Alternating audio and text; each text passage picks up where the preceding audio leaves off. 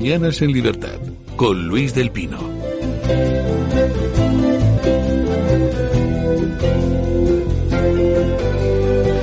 Ocho 8:59 de la mañana, 7:59 en las Islas Canarias. Y aquí seguimos en Mañanas en Libertad.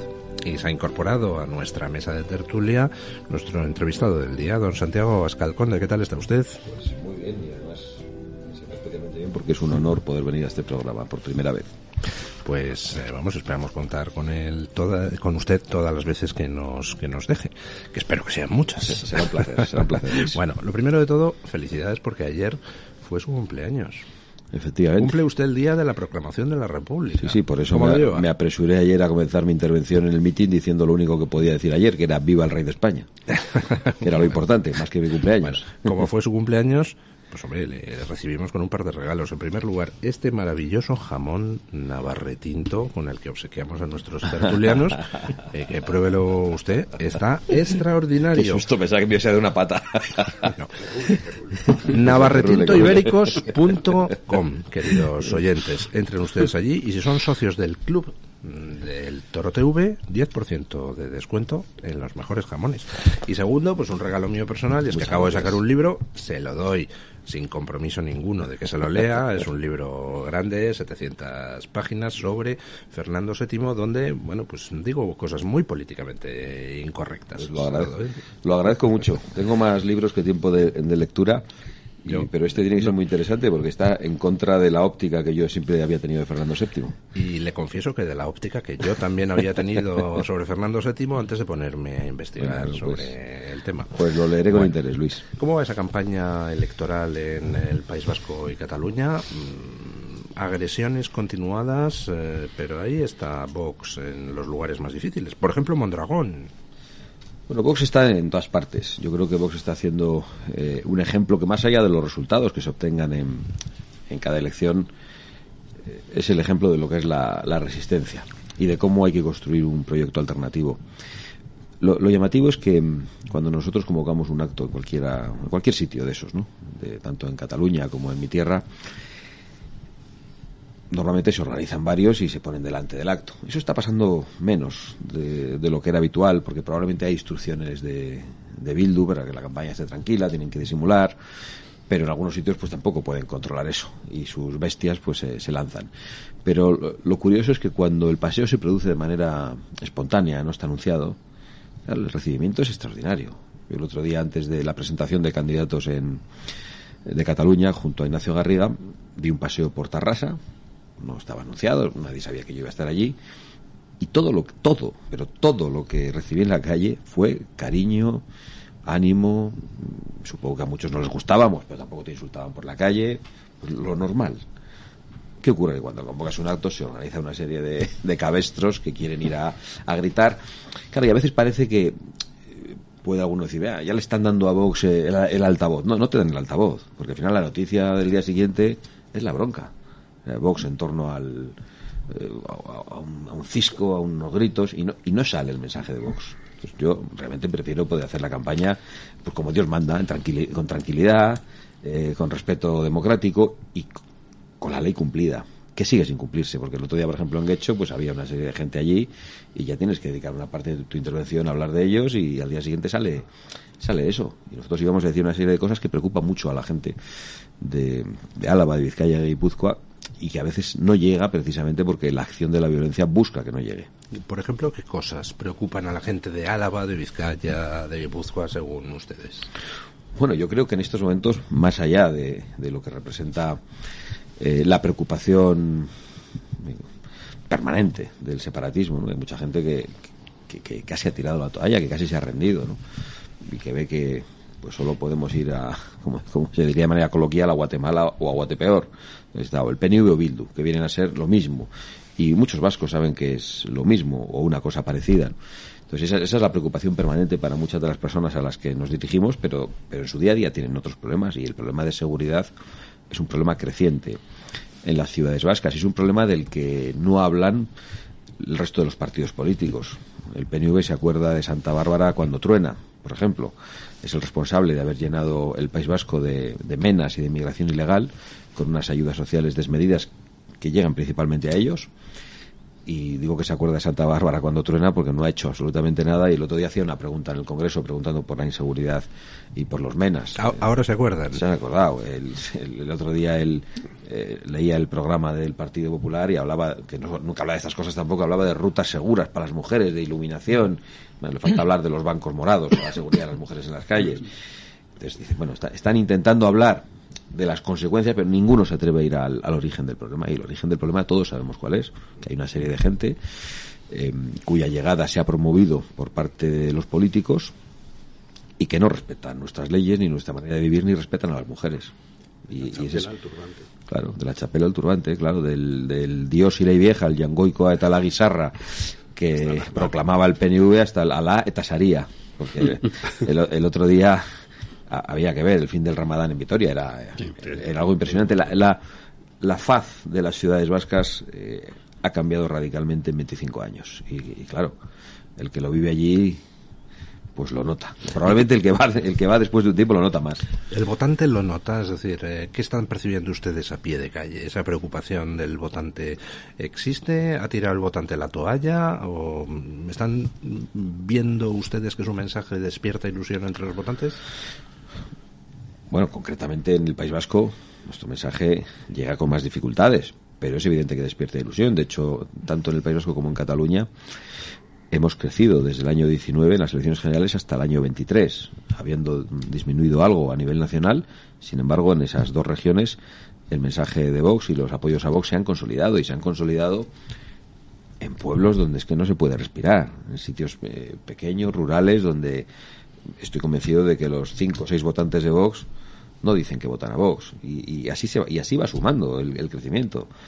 5 o 6 en un sitio, 25 en el otro, voto a voto. O sea, realmente son votos aparentemente muy testimoniales, pero yo el otro día lo recordaba cuando el lunático Sabino Arana comenzó con mucho menos y llegó mucho más lejos, movido por el odio, por el rencor, por la división. A nosotros nos mueven otras cosas, ¿no?, que han caracterizado a los vascos y al resto de los españoles durante mucho tiempo, valores que han defendido generaciones y generaciones, y yo creo que eso llegará a un momento en el que sea apoyado masivamente, pero va a ser muy difícil, no se puede engañar a nadie.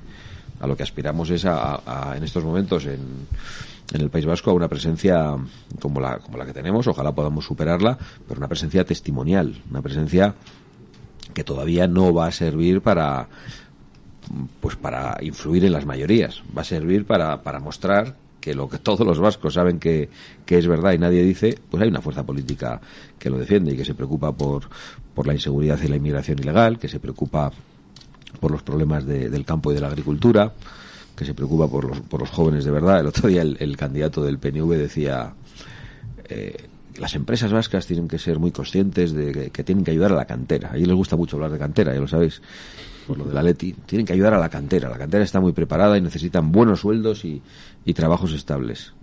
Joder, primero, a las empresas lo que tienes que hacer es ayudarles, o mejor aún, no molestarles, porque saben perfectamente cómo tratar bien a la gente cuando los políticos no se meten por medio con impuestos abusivos y con trabas administrativas. Y en segundo lugar, la administración vasca tendría que haber dado ejemplo. No ha ayudado precisamente a la cantera.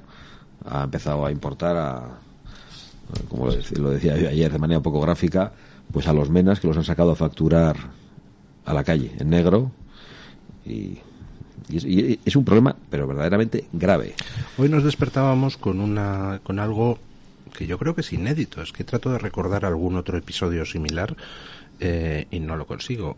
Que Pedro Sánchez se la haya tenido que envainar en un tema humillándose públicamente, y me refiero concretamente a la respuesta inaceptable del gobierno español inicialmente ante el ataque de Irán a Israel, respuesta que se vio obligado a corregir 10 horas después. Le ha debido de caer la del pulpo, incluyendo las declaraciones de ministros israelíes diciendo que Sánchez es un cero a la izquierda, etcétera, etcétera. Una vez más, nos había dejado aislados internacionalmente, y 10 horas después de su primer tuit absolutamente infame, ya tuvo que sacar un tuit diciendo, bueno, condenamos el ataque de Irán a Israel. Ella luego añade la matización, como condenamos todas las violencias donde sufren civiles, etcétera.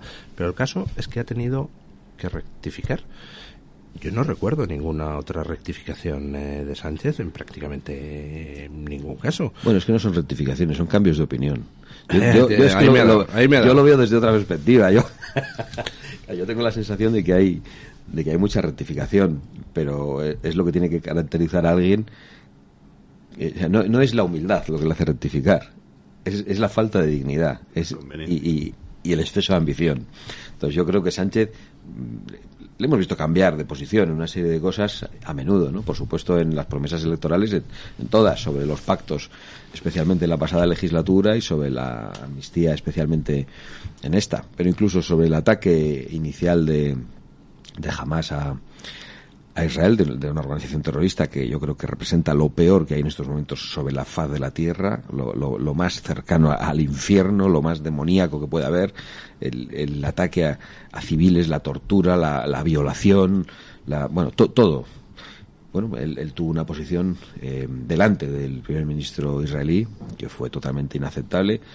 Luego ha mantenido sus impertinencias, pero las ha matizado un poco, intentando ponerse en una posición de equidistancia, que es una equidistancia cómplice, desde mi punto de vista, ¿no? Y en estos momentos, pues, seguía en esa equidistancia cómplice ante el ataque de Irán a Israel, y ha tenido que darse cuenta de que se había olvidado de la condena, ¿no?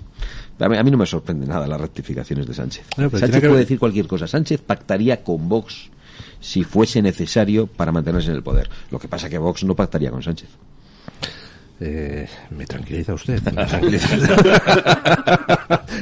Bueno, nos encaminamos a un ciclo electoral donde tenemos aquí en España elecciones en el País Vasco, elecciones en Cataluña y después unas elecciones que deben de estar muy moviditas, teniendo en cuenta lo que ha pasado ayer en Portugal, que es que al Vox portugués, a Chega, Facebook le ha restringido la cuenta durante 10 años.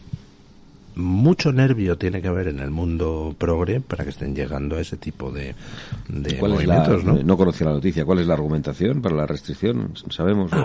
Porque infringieron las normas de Facebook con algún vídeo que subieran. 10 años. Bueno, nosotros nos ha pasado eso a menudo, ¿no?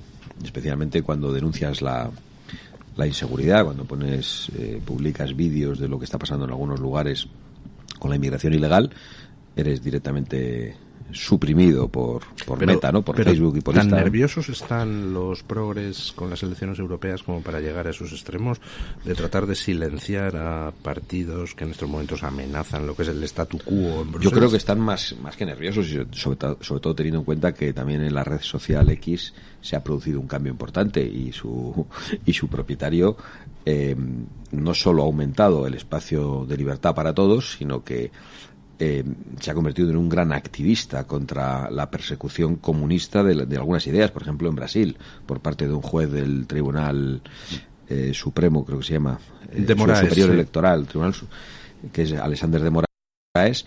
Entonces yo creo que en estos momentos muchos se van a quitar la careta, y es normal, porque las elecciones europeas creo que son una encrucijada decisiva, en donde por primera vez puede haber unas mayorías diferente a la mayoría esa progre entre el Partido Socialdemócrata Europeo y el Partido Popular Europeo, que venían a defender exactamente lo mismo. De hecho, han votado conjuntamente en el 89,7% de las ocasiones en esta legislatura. Se dice rápido, lo digo con precisión y con decimales para que no piensen que es una invención.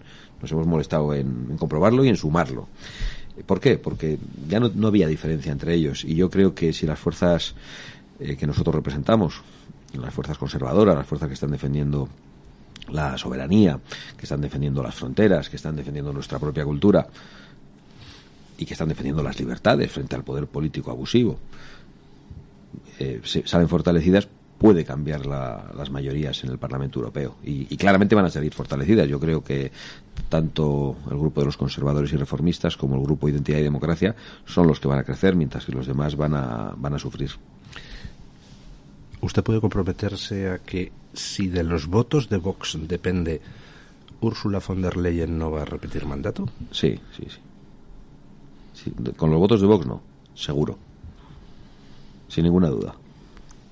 ¿Y tienen ustedes su candidato ya preferido o no? Pues no, todavía no. La verdad es que no. ¿No están ustedes ya negociando con...? Algo hay. Algo hay. Estamos en ese debate. Sí. Vale. Porque hay noticias de que Giorgia Meloni estaba intentando impulsar la candidatura de Mario Draghi junto con Macron. No, la verdad que eso lo desconozco. No, me extraña además, ¿eh? Sí. Bueno. ¿Tiene usted una relación fluida con Meloni? Sí. Una buena amistad y además una alianza política. ¿Coordinan ustedes estrategias en Europa? Bueno, algunas cosas. A ver, hay que tener en cuenta que Meloni representa a su país. Entonces, lógicamente no tiene nada que coordinar con nosotros, faltaría más, pero sí coordinamos estrategias en todo lo que tiene que ver con las posiciones del grupo de los conservadores y reformistas en el Parlamento Europeo. Y compartimos alianzas y, por ejemplo, la posición de Vox en Hispanoamérica es muy importante. Los contactos que allí tiene Vox, y son contactos que a su vez compartimos e introducimos a nuestros socios de los conservadores y reformistas de toda Europa.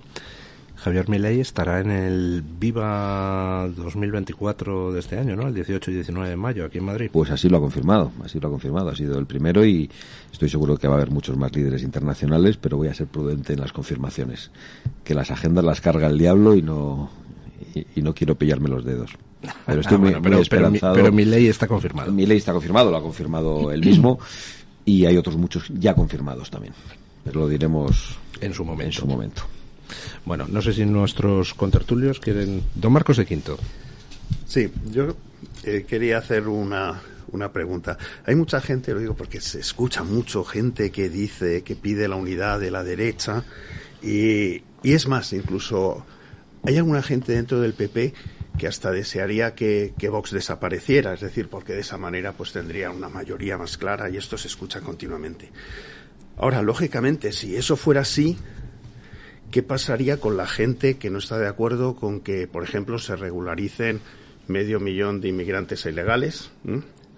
¿O qué pasaría con la gente que cree que hay que combatir frontalmente la corrupción del Partido Socialista?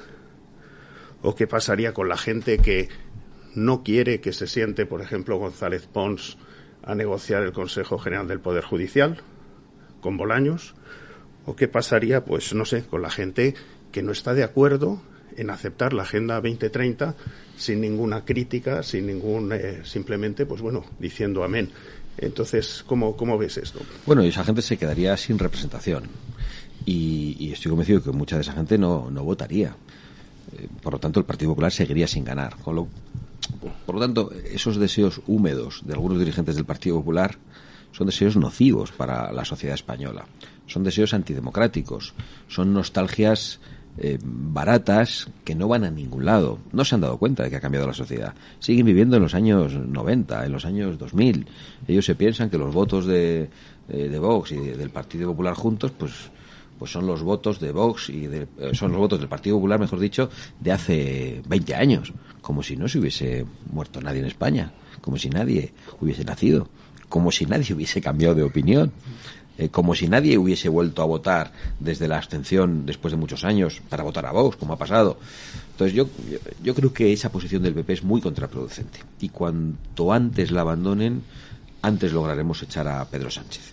Y esto me retrotrae a lo que ocurrió en julio. El mayor empeño del Partido Popular, de la dirección nacional del Partido Popular, era alejarse de Vox, ver cómo destruía a Vox y a la vez cómo ofrecía pactos al Partido Socialista. Ese deseo del Partido Popular no se va a cumplir nunca. Nunca. Bueno, no digo que Vox no vaya a desaparecer. Bueno, Vox es un partido, es un instrumento, y Vox como partido, como instrumento, podría desaparecer, como el PP y como el PSOE. Pero las ideas que Vox representa no van a desaparecer. Entonces, las representará Vox o las representarán otros. Pero desde luego no va a representarlas aquel que las ha traicionado o aquel que nunca ha creído en ellas. Entonces, en estos momentos, ¿quién puede representar a la gente que no cree en el Estado de las Autonomías? Que cree que el Estado de las Autonomías nos ha llevado a la división, a las diferencias de derechos, que ha dado un poder totalitario a castas separatistas privilegiadas. ¿Quién va a representar a la gente que cree que las fronteras hay que defenderlas con convicción, que hay que poner a la Armada en el mar, que hay que dar medios a la Guardia Civil, a la policía, que hay que repatriar inmediatamente al que entra ilegalmente, que hay que defender en primer lugar los intereses de los españoles y de los inmigrantes legales que vienen a trabajar con nosotros respetando las leyes.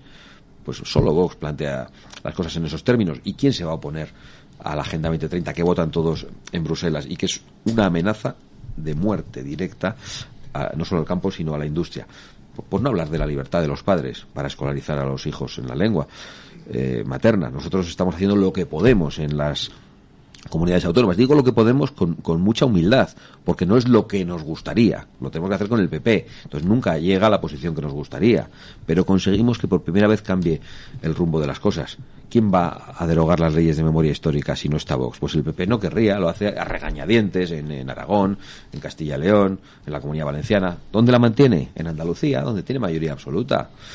Ese es el problema que la dirigencia del Partido Popular no ve, pero yo creo que muchos españoles lo ven en la calle y a nosotros pues nos harán sufrir con un complot político mediático tremendo para que la posición de Vox no aparezca, diciéndole a la gente que lo único que importa es el voto útil, haciendo que a mí me paren, sobre todo algunas señoras, es curioso, algunas señoras de mediana edad por la calle y digan, unidad, tienes que estar unidos. Digo, sí señora, muy bien, sí hay que estar unidos para echar a Sánchez, pero es que estos señores con los que usted quiere que me una están con Sánchez en Bruselas repartiéndose el poder judicial.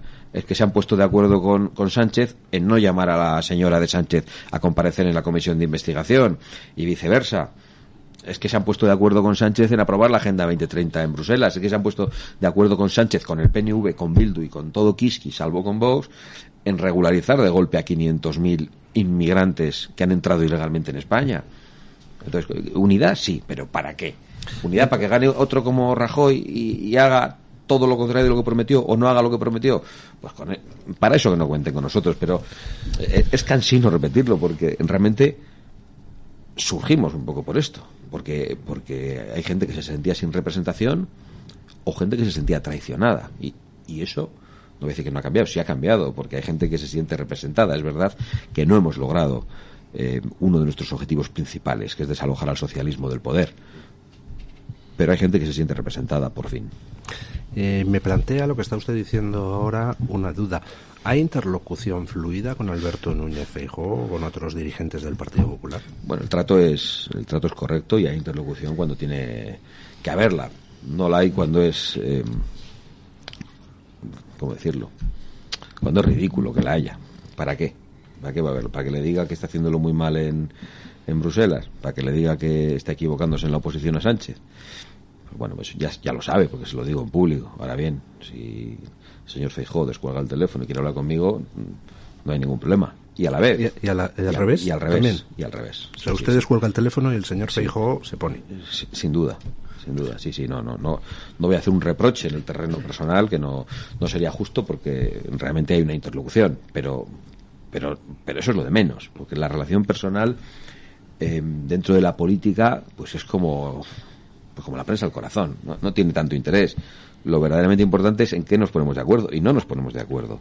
Sí, nos pusimos de acuerdo para ayudarle en el intento fallido de investidura, que fue un acto de generosidad de Vox, pero donde sí nos hemos puesto de acuerdo contra el deseo de la Dirección Nacional del Partido Popular ha sido con los dirigentes territoriales del PP, en Valencia, en Baleares, incluso en Murcia, en Extremadura y en Aragón. El PP no quería, la Dirección Nacional, vuelvo a matizar, no quería esos acuerdos. Y en cambio los dirigentes territoriales del PP fueron rápidamente conscientes del resultado electoral, a la fuerza Orcan, claro, pero no tuvieron duda en general, una gran parte de ellos, en que tenían que pactar.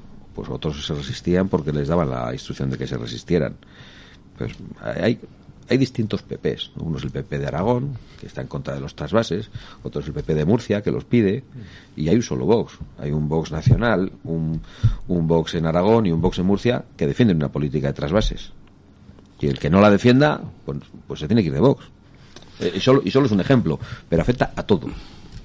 Don Iván. No, yo como comentario, yo que he vivido muy de cerca todo el surgimiento de Vox y hay que añadir a lo que dice Santiago, que sobre Vox se ha lanzado una caricatura completamente grotesca. Es decir, Vox es un se ha denominado un movimiento en algunos casos, pero y ya sabemos que eso remite a cosas que espantan a muchos españoles, porque los españoles están sujetos a muchos prejuicios, pero Vox es un partido con una gran diversidad de gentes en cuanto a su origen ideológico, pero es un poco lo que dice Abascal, es decir, aquí lo que ha tratado Vox de hacer, y por eso no pueden desaparecer esas ideas, es la idea de que la nación española hay que defenderla, de que lo que hablábamos hace un rato de la movilidad entre españoles. Si tú vas a Cataluña, a mí me pasó hace un montón de años, cuando trabajaba en obra pública, yo no pude llevarme mi hijo el mayor, el pequeño, que hoy cumple 16 años, por cierto, no me lo pude llevar. ¿Por qué? Porque no lo puedes escolarizar, lo que decía Pau Guix, porque te cuesta 1.000 euros de más poder trabajar en tu país, en una región que está en manos de caciques. Entonces es un movimiento que no va a desaparecer mientras estemos algunos que creemos en la nación española, y yo creo que esto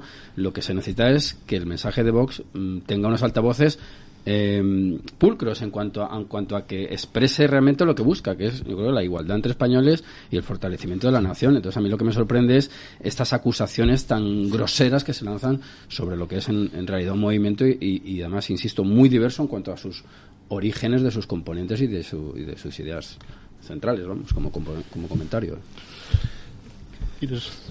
Bueno, yo creo que la fuerza de Vox no es la fuerza de una sigla, efectivamente. Claro. No es el concepto de partido. A veces se ha dicho que Vox es un movimiento social y patriótico, en el sentido de que Vox agrupa a gente muy diversa, a gente que quiere a España en primer lugar, con más intensidad o con naturalidad, que se siente identificada con su propia patria, y luego gente que se siente defendida en cosas concretas, ¿no? Y que le afectan tanto en su vida que luego son razonables en el voto, porque dicen, mira, a mí Vox me defiende en mi derecho a escolarizar a mis hijos sin que entre ningún lobby a corromper la inocencia de los más pequeños, por ejemplo. Y luego después no le gusta que Vox defienda nuestra cultura en un sentido amplio y, por ejemplo, defienda la tauromaquia, pero no le importa a la hora de votar. Entonces yo creo que Vox en eso es un partido, en primer lugar, muy claro, no engaña a nadie, no va a un sitio u a otro cambiando de discurso, no esconde la patita para nada, lo dice todo, dice, mira, esta es la posición. Y hay mucha gente que dice, bueno, yo le voto solo por una cosa, yo le voto por casi todas. Hay por ahí algunos que dicen, yo estoy al 100% de acuerdo. Y digo, pues ya está usted más de acuerdo que yo. Pero bueno, entusiastas tiene que haber todo. Pero la fuerza de Vox no es la de la sigla. Yo creo que la fuerza de Vox, fundamentalmente, los principios. Y si hubiera que concretarlo, la fuerza de Vox es la fuerza de España. El Vox es un partido que ha mostrado desde el principio una adhesión nacional, un orgullo por lo que han hecho los que nos han precedido, con aciertos y con errores, pero un orgullo, un reconocimiento y un respeto, y una identificación con la idea nacional que nos trasciende absolutamente, y a la vez la otra es la libertad. La libertad es una pulsión del ser humano que es imbatible. Entonces, ¿no? Pues nosotros no por estrategia, con naturalidad, porque nos sale de dentro, de alguna forma cabalgamos sobre esas fuerzas, y esas fuerzas yo creo que a nosotros nos dan una solidez muy grande. Hay quien dice, no, Vox Vox podrá subir, bajar en estos momentos, y salvo que yo me vuelva loco o atraque un banco o alguna cosa de esas, pues Vox, insisto, podrá tener más o menos respaldo, pero tiene una solidez extraordinaria. Vox no es una moda, pues no es una moda política de un tiempo, al contrario, Vox es algo que yo creo que está anclado profundamente en ideas que no hemos inventado nosotros, que las han inventado otros antes que nosotros mismos. Y por otro lado, Vox no es un partido como Podemos, que en primer lugar no se identifica con España. ¿Cómo se puede representar a los españoles yendo a una rico taberna pactando con todas las fuerzas separatistas? Pues no se puede. Al final eso hace aguas. De hecho, tenían un montón de partidos, se han traicionado entre ellos, tenían federaciones, los de no sé qué en Podem, los del otro lado, un follón monumental. ¿Por qué? Porque intentan unirse en torno a algo que no existe, y renuncian a lo que de verdad existe y que es vertebral, que es la idea de España. Y yo creo que mientras Vox no traicione a la idea de España y no traicione a la defensa de las libertades, será una fuerza política sólida, y si lo hacemos bien, pues representaremos una mayoría de españoles cuando llegue el momento. Don Pau. Pues mira, Santiago, te voy a hacer dos preguntas. La primera, un temor que tenemos muchos, a ver qué opinabas tú, de que Sánchez se va a blindar, y claro, aunque no gobierne, pero como detenta el poder, muchos nos tememos de que se quede en Moncloa hasta el 27, que es la única cosa que parece interesarle. Y luego te quería preguntar, con el magnífico resultado que sacasteis en Cataluña y que parece que vais a repetir un resultado similar en las elecciones regionales de Cataluña, ¿cómo le cuesta tanto a Vox sacar un resultado parecido en Vascongadas, ¿no? Máxime teniendo en cuenta de que, claro, si hacemos una pequeña matización es, en Cataluña, por desgracia, muchos partidos políticos no han entendido que el eje izquierda-derecha en Cataluña y en todas aquellas regiones afectas de nacionalismo no es lo más importante. Allí el eje, sobre todo, es libertad-democracia contra dictadura, totalitarismo, ¿no? Y creo que quizá parte del éxito para los partidos nacionales sería entender esto. No puedes aplicar la política nacional como igual la puedes aplicar en Extremadura o como la puedes aplicar en Valencia, ¿no? Entonces, un poquito eran esas dos preguntas, sobre Sánchez y sobre el resultado. Bueno, yo creo que yo evito siempre hacer de comentarista, ¿eh? De hecho, ahora según estaba aquí hablando con vosotros, digo, me estoy haciendo de comentarista en algunas cosas, me estoy desviando. Yo no me atrevo a hacer pronósticos. Sánchez va a hacer todo lo posible por sostenerse, y quienes le apoyan saben que Sánchez es su mejor alternativa. Ellos quieren una España débil, pues necesitan a un presidente como Sánchez. Entonces creo que debemos estar preparados para lo peor. Sánchez ha superado todos los límites. Seguro que os acordáis cuando llegó Zapatero, cómo llegó, en las circunstancias posteriores al 11 de marzo, que todavía nos generan tantas dudas a tantos españoles, y cómo empezó a cambiar la política en España. Y al principio decía, bueno, ya esto será todo. No. La semana siguiente era otra más, y otra más. Aceleró hasta el final y cambió muchísimas cosas. Después llegó el PP y pasó lo de siempre. Era el PSOE con 8 años de retraso. Mantuvieron absolutamente todo. No cambiaron ninguna de sus políticas en el terreno cultural o contracultural, no sé ni cómo llamarlo. Y después llegó Sánchez y hizo lo mismo. No puede haber uno peor que Zapatero. Sí podía haber uno peor que Zapatero. Y era Sánchez. Entonces todo puede empeorar. Creo que Sánchez ha demostrado una falta de escrúpulos como probablemente ningún político en toda Europa. Y el futuro no está escrito, tanto para lo bueno como para lo malo. Nosotros estamos preparados para lo que sea. No haciendo de comentarista, eso es lo que puedo decir hoy aquí. Vox está preparado para lo que sea, para resistir lo que nos echen. Y por supuesto para ser conscientes de que Sánchez solo merece una oposición total, no una oposición a tiempo parcial. Con Sánchez no hay ni que reunirse. O sea, la oposición no debería ni ver a Sánchez, ni hablarle. En la tribuna del Parlamento y punto. Yo creo que las cosas han llegado a un punto, se están atacando una serie de cosas que tienen tanta importancia como para no actuar en los parámetros normales de una democracia. Me refiero en cuanto a las relaciones personales y políticas de los partidos. Claro, la alianza de Sánchez es con el terrorismo, es con el golpismo, el nacionalismo y con el separatismo. Claro, es que eso ha pasado y algunos no lo ven. En cuanto a por qué Vox no logra una representación fuerte en el País Vasco, porque nuestra presencia es testimonial con un diputado únicamente en el Parlamento Vasco, y sí lo ha logrado en Cataluña, pues yo creo que la respuesta es sorprendentemente muy fácil. Yo creo que asesinar es rentable políticamente, y el nacionalismo catalán no ha asesinado lo suficiente como para meter miedo. Recuerdo muy bien en aquella campaña electoral donde nosotros sacamos 11 diputados. Visitamos muchos pueblos de Cataluña en un momento de gran conflictividad social, pueblos de Gerona, de Lérida, y eran pueblos donde pues estaban los lazos amarillos, la estelada por todos lados, en todas las rotondas, los ayuntamientos. O sea, la imagen era la que ellos querían. Pero en todos, en los lugares más insospechados, había algún vecino con una bandera de España en el balcón. Siempre veías, no uno, varios. Y a mí eso me llamaba la atención. En Álava, en Vizcaya, en Guipúzcoa, yo os invito a que vayáis a buscarlas. No vais a ver ni una. ¿Por qué? Porque el ejercicio del terrorismo durante décadas, en primer lugar, ha expulsado a muchísimos vascos, ha expulsado no solo de su tierra, sino que les ha expulsado de los puestos de dirección social. No hay una sola persona que no sea separatista del PNV, de Bildu, con excepciones contadas, seguro, que esté al frente de instituciones sociales importantes en el País Vasco. Da igual, clubes de fútbol, asociaciones culturales, pueblo a pueblo. Lo han copado absolutamente todo. Si uno quiere triunfar económicamente, ya sabe lo que tiene que hacer, llevarse bien con el PNV. Da igual que tengas un despacho de abogados o lo que tengas. No se te ocurra ir en unas listas electorales del Partido Popular, de Vox, porque no tienes nada que hacer, estás señalado, incluso en las del Partido Socialista. Lo que pasa es que estos mendrugos no se dan cuenta de que ellos tampoco van a aceptarlos nunca. Y eso pues tiene un efecto. A nosotros nos cuesta mucho hacer las listas, porque da igual la posición que tenga el que hace las listas, como si es dependiente en una tienda, es que igual pierde su posición. Y eso no les pasa a los demás. Y yo creo que esa es la razón, el ejercicio del terrorismo del que se ha beneficiado el conjunto del separatismo vasco ha tenido unas consecuencias letales. El otro día en Guecho, insisto en que los incidentes eran menores que otras veces, pero en la plaza en la que hacíamos el acto habían puesto pasquines por toda la plaza pidiendo a los vecinos que bajaran las persianas cuando nosotros hablásemos, en señal de rechazo. Eso no era contra nosotros. Eso era para localizar a los vecinos. A los vecinos que no bajan la Claro. persiana. Al que se ha despistado, no ha leído el cartel, Estaba fuera o ese que estaba día. fuera ese día.